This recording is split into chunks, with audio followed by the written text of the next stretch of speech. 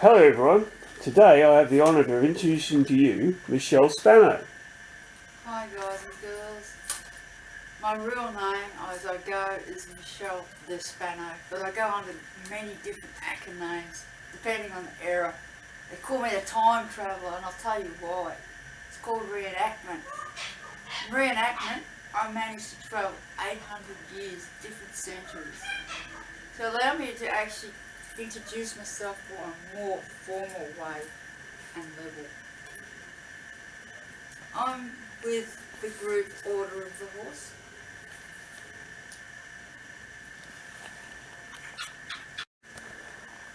How long have you been a reenactor? Oh, geez. Probably about 12 years now. I started off in the 14th century and I just sort of buzzed around from century to century. So about 12 years, yeah. What made you want to be a reenactor? What made me want to be a reenactor? I suppose I love history. I just love history, and what a bonus it can be when you're doing living history. The problem with me is I can't stay stuck with one century. So I can buzz around from the 11th, 12th, 13th, 14th and right to the Napoleonic. So in the group that I actually am with, the Order of the Horse, it's an order that's based on knights, but it also does other eras. So I will play a 14th century knight, and also I will play a Crusader era from the Middle Eastern to the Western, and I'll also do a lot of other eras in between in that 800 years, plus the Napoleonics, which I'll get into a bit later. But the main reason I'm interested in the horse. I love the horse. Throughout whole of history, you'll always see throughout the centuries, knights, crusaders, all those different eras, right through Byzantium. Before Christ, the horse was always a loyal companion to the fighter and the warrior. So you could say it goes arm in arm. I wanted to join reenactment because I love history, but I'm so passionate about living history with the horse. What's your favourite era that you like portraying? Oh, you got me on there. No, you haven't. My favourite era, I must say, is the Napoleonic French cuirassier. And the other era would have to be Middle Eastern, because I play a lot of roles, multiple roles, but my main role, which was a bit of a controversial role, was Salahuddin, female played in that role. But I mean, when you're doing reenactment, you'll get female, different genders whatsoever, and it doesn't matter, because the passion's there, the history's there. A female can play a male role, and she can do it really well. So it's just a matter of covering up and playing the part with real passion based on living history references. How do you find the information on your gear? I get that question quite a lot. This hobby is about living history, and if you're picking a persona, say for example Viking or Crusade, or even 14th century for that matter, you pick a persona that you're going to portray. You'll actually research through primary references from museums, real primary references we call them, and also secondary references from manuscripts and so forth. So what I do is I'll pick a persona, say for like this persona here, 14th century, I play a Italian knight, cavalier or cavaliero, a mounted knight from Messina, Sicily. I chose Messina, Sicily because I have a paternal side with that bit of history, so I got a bit of a head start, as you can see from the heraldry on the background there on one of the shields, right? I play a mounted knight, but the armour that you see is based on epitaphs and primary references from museums, from Italy, from manuscripts and so forth. And the armour that you do see, because I have another piece of armour that's based on Battle of Visby, which is a replica copy of that actual time, early 14th century.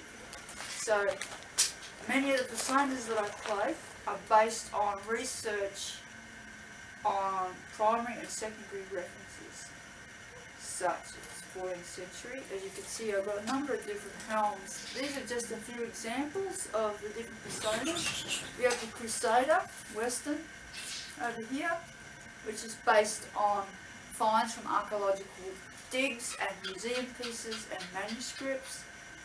And there is the Middle Eastern Ayyub bit. And we have another type of Middle Eastern helm that is based on replication from finds and archaeological digs of museums and so forth. And here we have the humble bassinet, which would go with this persona, the 14th century knight. Under the 14th century knight I go as Miguel Bondomonte de Spano. There is a Pippo Spano in history, but that's a later period. So when you take on a hobby like this and you research the history from primary and secondary references, you incorporate that and you embody that into your persona. Because when you're out there and you're on a horse or you're fighting in combat or whatever, you're actually showing the crowds, the public, a piece of living history. So it's really imperative that you get your whole persona look down on pat, accurate as possible.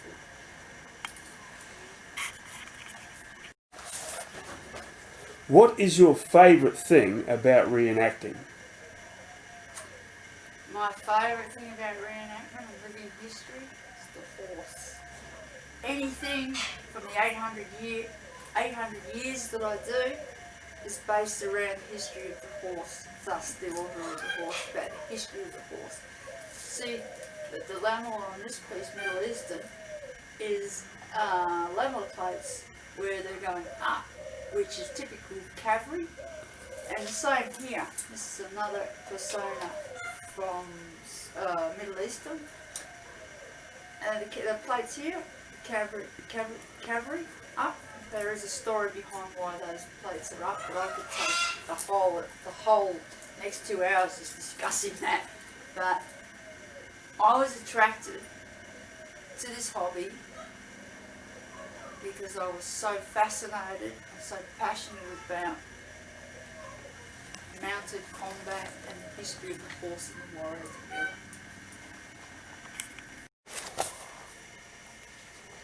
Talking about your group, what does Order the Horse do? Well, Order of the Horse is like many other reenactment groups and history groups. The group itself, Order of the Horse, is an order made up of knights, primary knights. But in saying that, the Order of the Horse also does other eras, covering from the 12th, the 3rd Crusades, the 4th right through to the 13th, Middle Eastern and Western, Mongolian 14th century, plus Western 14th century, right up until the very early part of the 15th century. And then it focuses also on the Napoleonic Wars and the Georgian era. Main focus on the Brunswick Hussars, the 3E mounted dragoons, and their specialty, the 3E French cuirassiers. My favourite. The group is it encompasses living history over 800 years, and it deals in all aspects from the history of the horse, the role of the horse in battle, the trades, the Silk Road, all the knowledge based on the East meets West. It entails people that have an interest in archery, people that have an interest in armoury, blacksmithing, silversmithing, crafts, textiles, combat, all sorts of things entailed in that period of the 800 years from the 12th right through to the late early 15th century. The Napoleonic Wars is a little bit different again.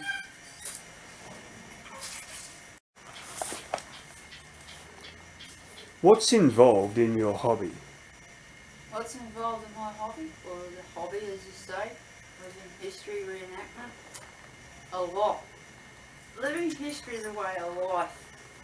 When you're actually doing reenactment and living history, you have to, if I could give an analogy, it's a way of life. You actually embody yourself. So, for example, you're picking 12th century Crusader.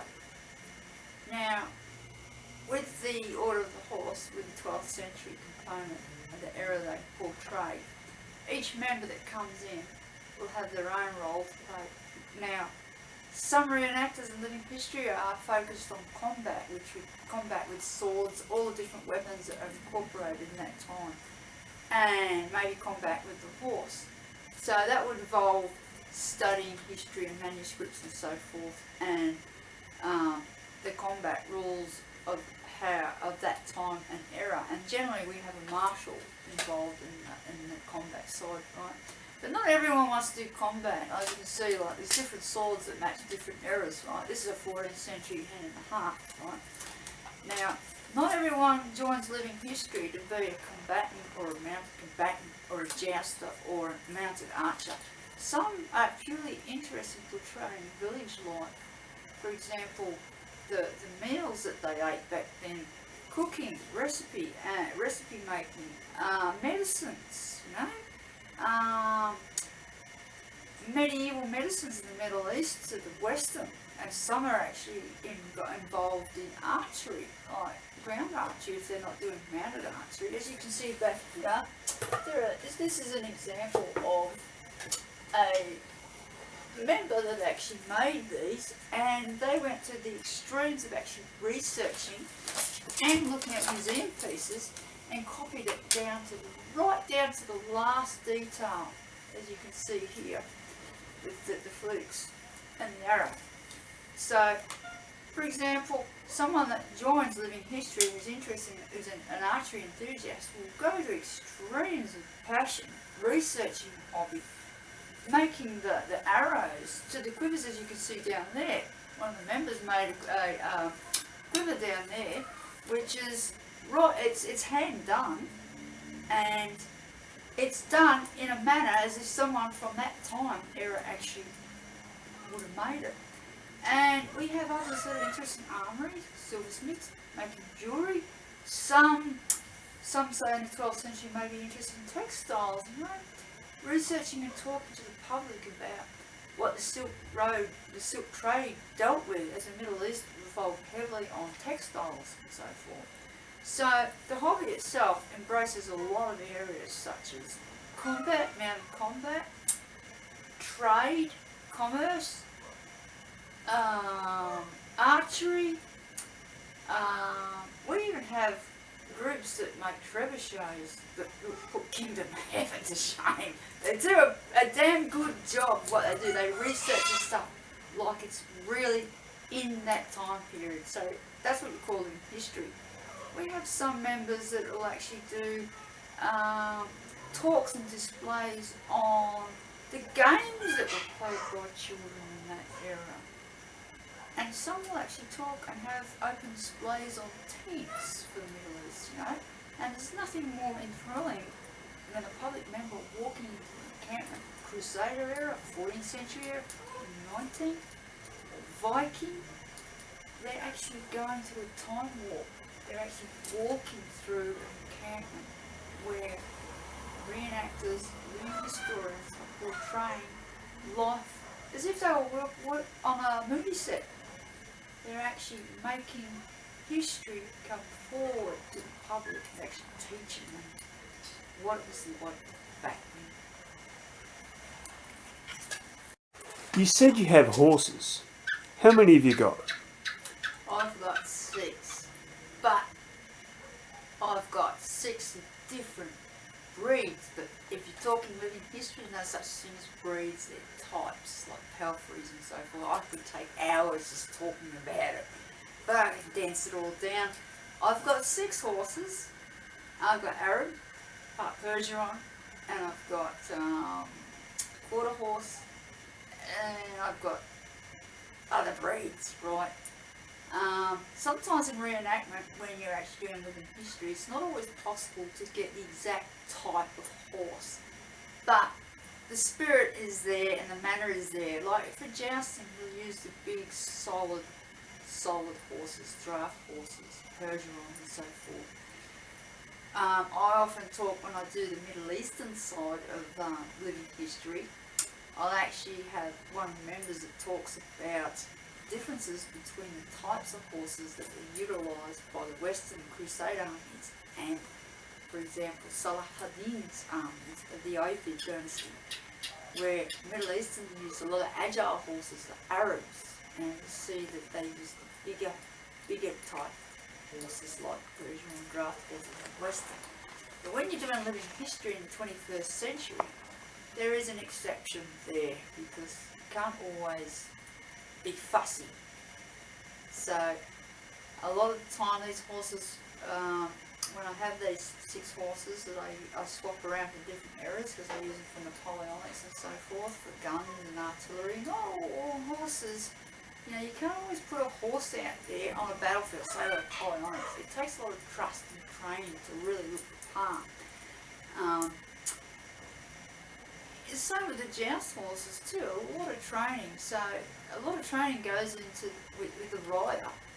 Is portrayed within history, say for example jousters, or even when I do a melee and I'm leading an army as a Middle Eastern commander. There's a lot behind the scenes that the public aren't aware of.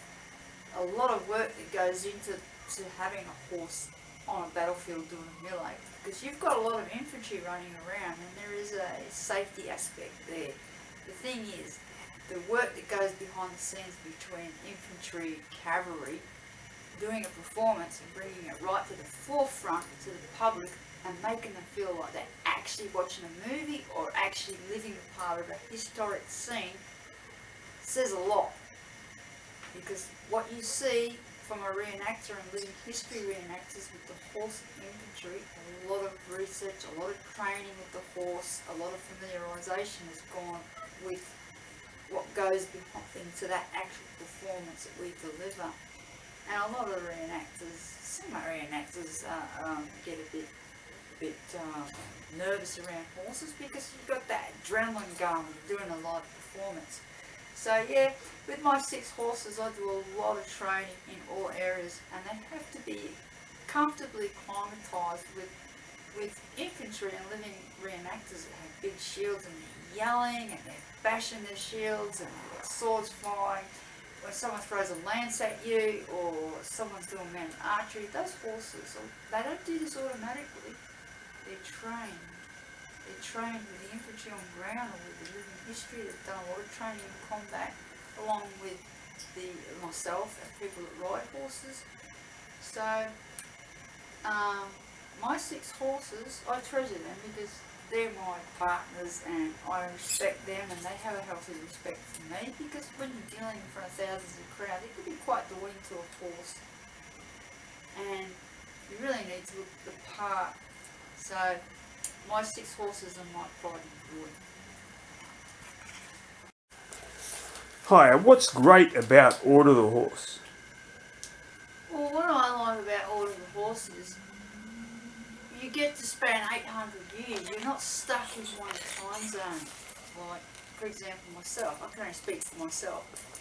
I'm interested in the Crusades and the 14th century, Western, Middle Eastern, Mongolian, all the way to the 19th century.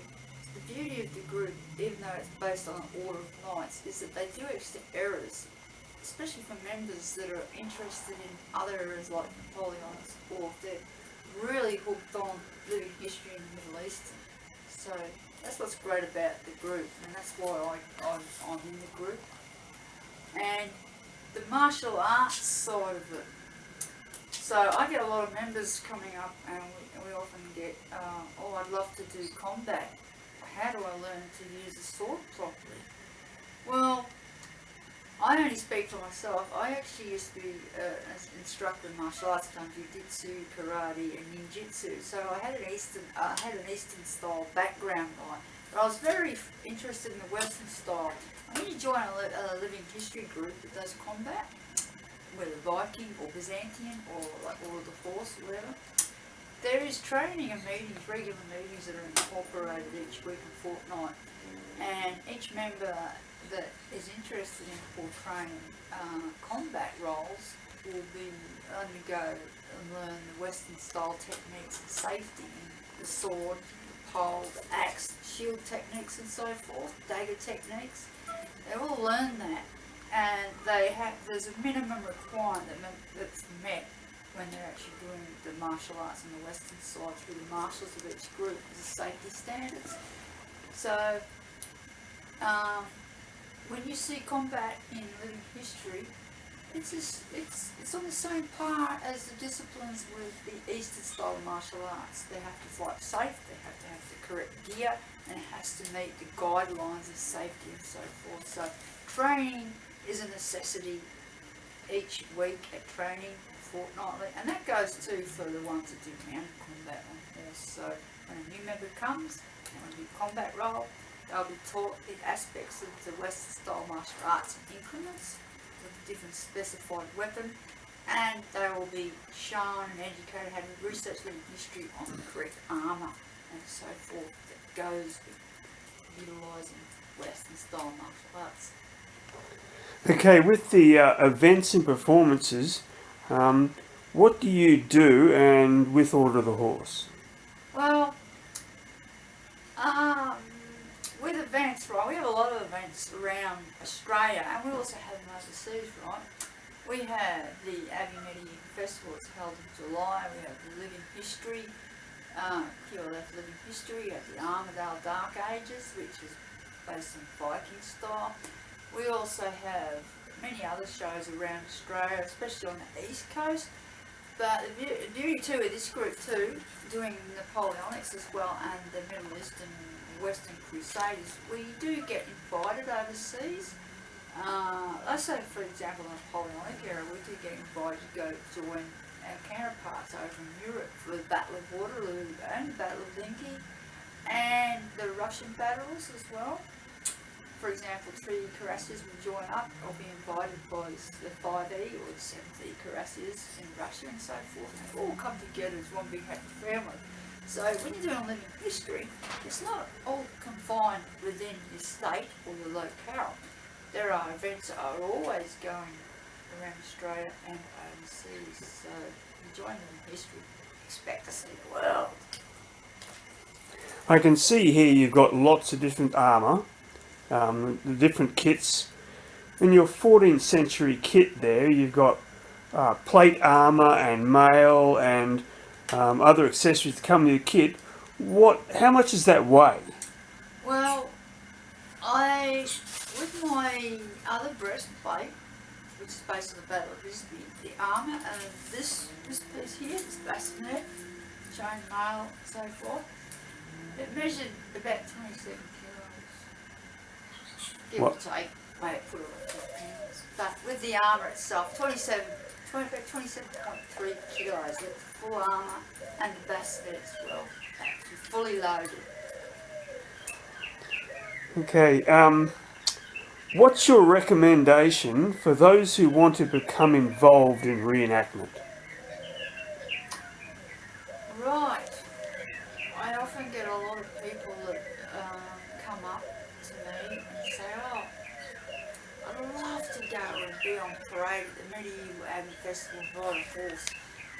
What's it take to actually get into that hobby? Well, my question to them is how passionate are they? Because it's a way of life, you know. There's no quick fix with this hobby. It's all or nothing. So, my suggestion for those that are actually, so for example, are interested in having a passion for medieval, work out, do the research. Which part of the medieval? Is it the early medieval crusades or the later period, the Elizabethan or the Tudor or in between there? So you can normally find out what part of history or reenactment or medieval you're interested in. Hone in on that, then find a group. For example, when you go and visit these events like the Abbey Medieval Festival and all these different festivals around Australia and whatever, parts of Europe and America and so forth, find out which area you're mainly passionate in. hone in on that, find a local group that focuses on that, people that you can work with, because when you start in the hobby, if you're not a connoisseur of history, it can be very hard, because living history is not life, it's living history. When we say living history, it means we're basically a walking piece of living history. Like jousters, the Byzantine Empire, all the battles you see, every single individual in that hobby has gone through painstaking researching manuscripts and primary references in museums and so forth, right down to the swords they use, the armour they use. So there's no quick fix. If you want to join this hobby, hone in on the period that you're really attracted to, find a group, get in touch with them, learn more. They'll show you how to, what was involved, the costuming, how to research the textiles, right down from, say, a simple coat hardie, which is a garment they wore in the 14th century. What was the material that they made there? You've got members in the group that will support new members, and sometimes it can be a bit daunting when you come into a new group and I want to do this hobby. You need to have a starting point, and you need to be passionate. You'll always have support there, as long as you're willing to do the research and put in. And when you do that, and you get your kit together step by step, for example, here's an analogy. You want to be a mercenary in the crusade for the Middle East, or even a Templar for that matter, right? You research, you study the Templars, or you study the Hospitallers, or you study the mercenaries, or the Ayyubid dynasty of Salahuddin, and you start backtracking. You look at the armour they wear, the clothes they wear. Why did they wear those clothes? What were those garments made of? Were they made of cotton, were they made of wool, silk, whatever? What type of armour and helmets did they wear? What was the typical swords that they used, the weapons they used? And if you're not interested in combat, and you're just doing a normal civilian role, what did the women wear? What were the children like? Because we do get a lot of families with children, right? So it's basically involving honing in on what you like, which part of history you like, joining a group that will facilitate that, and also researching history with the help of your fellow reenactors and help the same you want to develop. Okay, thank you very much, Michelle, for your insights and your obvious passion towards reenactment.